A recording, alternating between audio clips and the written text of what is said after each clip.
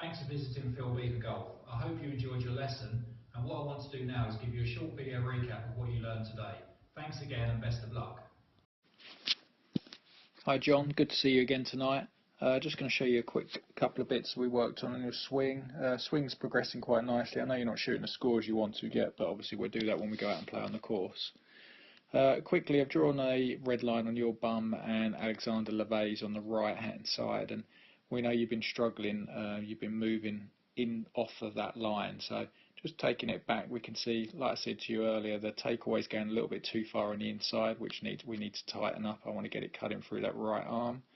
Backswing, when we get to the top, it's still going across the line too much, so the club's going that way. You know I'd like to get the club and left arm all one line, but at the moment we can leave all this at the moment. Coming down, you're starting to do a good job with trying to recover the club. So what I mean by that is you can see now the club's cutting through that shaft. It's pretty good there.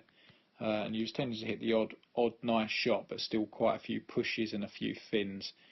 And you can see it really, if we're coming into impact here, you can see how much you've moved off of that line and really how straight your leg and spine is.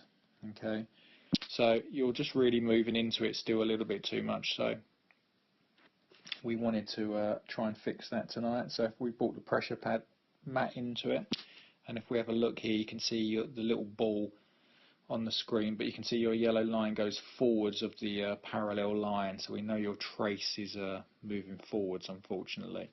So if we just run that through your golf swing, as you can see, just even at setup, you've got a little bit too much weight in your toes. You can see on the left foot at 67% and your right foot at 67%. So I'd like to see that 50-50 ideally.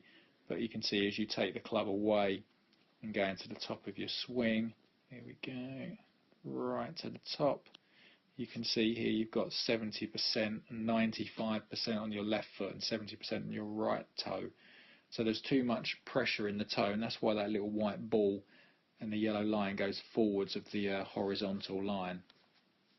Starting down, you'll see here as you start to shift left, which you do a very good job, but you can see all of the weight is still in your toes, and that's what's making your bum move forwards off of that line and tending to make your spine angle straighten too much. You can see now coming down, if you forget the trace lines and things, just look at your golf swing coming down. So if I shrink that, just keep an eye on your chest, you can really see it starts to straighten, and then you probably feel like you have to back up. You don't, but you probably feel like you do.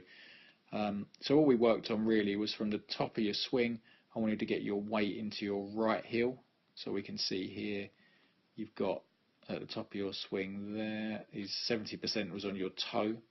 Okay, so I wanted to try and get that to your right heel, and then from your right heel I wanted you to move it directly straight into your left heel, opposed to, you can see here coming halfway down there's 92% in your toe again, and like I said, that's just making you move forwards into the shot. Once you worked on that, you was hitting these lovely little trap draws with the irons, and when we got the driver out, it made a massive difference in flight, and you're starting to hit driver really good.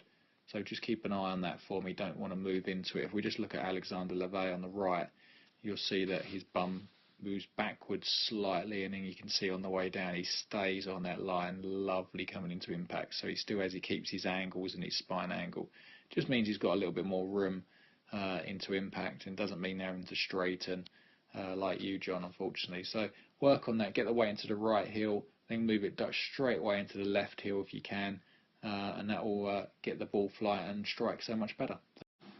Well, I hope that helps, and if you have any questions or you're finding a move particularly difficult, please contact me on the numbers on this page or via my email address philbeaver@hotmail.co.uk.